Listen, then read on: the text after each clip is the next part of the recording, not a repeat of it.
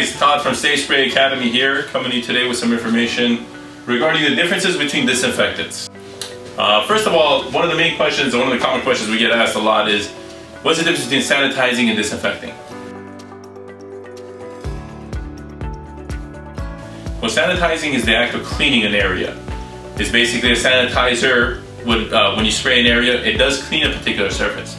But a disinfectant will get rid of 99.99% of all pathogens that are on that surface. So it's the next level clean, if you will. So what's the difference between the different types of disinfectants that are out there? For example, alcohol versus hydrogen peroxide, or a quaternary ammonium versus a parasitic acid, for example. These are different categories of things that are classified by the CDC as disinfectants that will work on different types of pathogens, as definitely in regards to coronavirus, however on other things as well.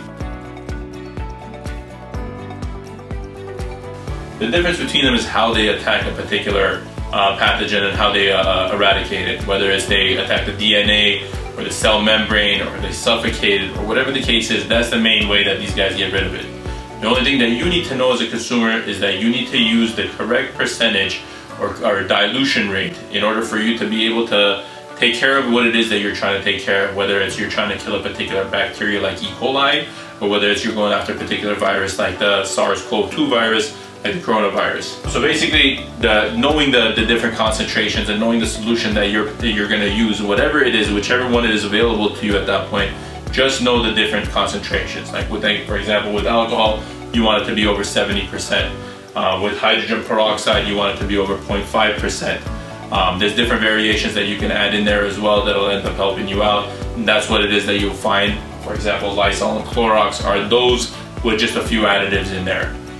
So what's the difference between Lysol and Clorox, for example? Most of the time they're almost the same. The one big difference between the two of them could be dwell time. It depends on how long the particular item needs to stay on there. Regardless of the chemical that's on there, sometimes the same chemical will require 25 seconds in order for it to work on, or 50 seconds in order for it to work on coronavirus. Sometimes the same disinfectant will take 4 minutes to work on that particular one. All of that requires you reading the back label, making sure you apply this on a particular surface and allowing it to dry the way that it's properly instructed on the back, or else you're not really disinfecting. If you have any questions about dwell time, we have another video. By all means, take a look at that and that will explain that to you as well. And if you guys have any questions, please shoot us an email. Thank you very much. Have a good day.